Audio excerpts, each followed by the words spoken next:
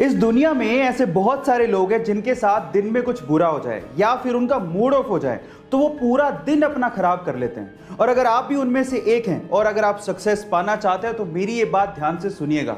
Suppose कीजिए कि आपके पास 86,400 रुपए हैं और अगर उनमें से कोई 10 रुपए आपके चुरा ले तो क्या 86,390 रुपए आप लोग फेंक देंगे? नहीं ना। इसी तरह से पूरे दिन में आपके पास 86,400 सेकंड होते हैं और उनमें से अगर कुछ वक्त बुरा चला जाए या फिर कोई आपका मूड खराब कर दे तो उसकी वजह से बाकी बचा हुआ दिन आपको खराब नहीं करना चाहिए। अगर आप लाइफ में सक्सेस पाना चाहते हैं तो इस मंत्र को ध्यान रखिएगा।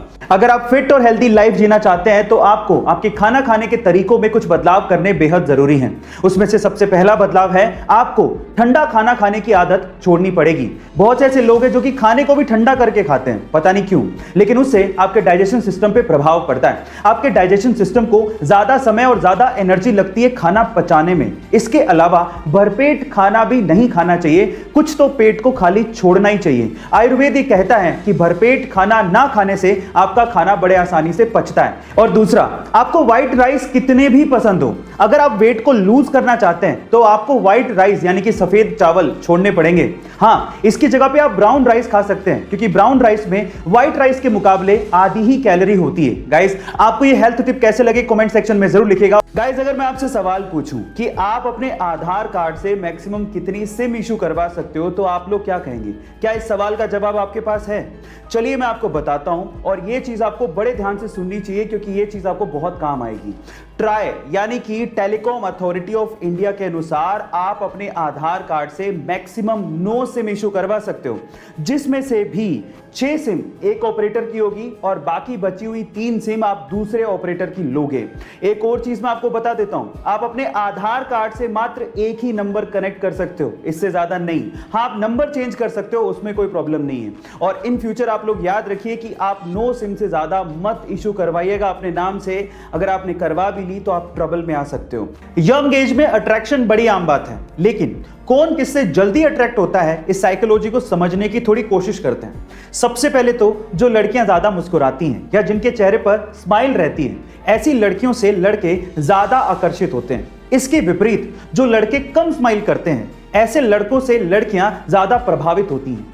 नंबर 2, साइकोलॉजी ये कहती है कि जिसको आप ज्यादा पसंद करते हो या जिसके टूवर्ड्स आप ज्यादा अट्रैक्टेड हो, अगर वो आपको भाव नहीं दे रहा तो आपका अट्रैक्शन उसके लिए ज्यादा बढ़ने लगता है। एंड नंबर 3, भारी और गहरी आवाज वाले लड़के लड़कियों को अक्सर ज्यादा अट्रैक्टिव लगते हैं। गाइस, ये साइकोलॉजिकल फैक्ट्स हैं। आपको ये साइकोलॉजिकल फैक्ट्स कैसे लगे चैट सेक्शन में जरूर लिखिएगा। और झंडू बाम, इस कंपनी को सन 1910 में झंडू भट्ट जी ने शुरू किया था, जिसे सन 2008 में इमामी कंपनी ने खरीद लिया था। लेकिन इसकी असली किस्मत पलटी सन 2010 में जब सलमान खान की मूवी दबंग रिलीज हुई।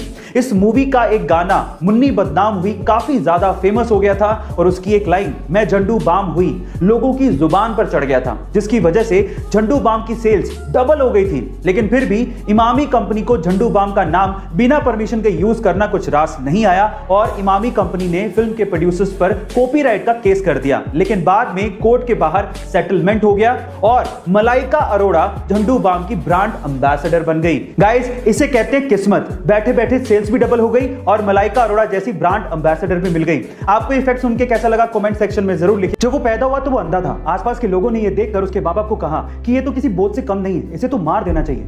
अंधा होने की वजह से बमुश्किल उसे किसी स्कूल में एडमिशन मिला, लेकिन वो पढ़ने में बहुत होशियार था। 10th में 90% मार्क्स बनाने के बाद वो 11th में साइंस लेना चाहता था, लेकिन आंध्रा का कोई भी स्कूल उसे एडमिशन देने को तैयार ही नहीं था। कोर्ट में लड़ाई लड़ने के बाद उसे साइंस में पढ़ने को मिला।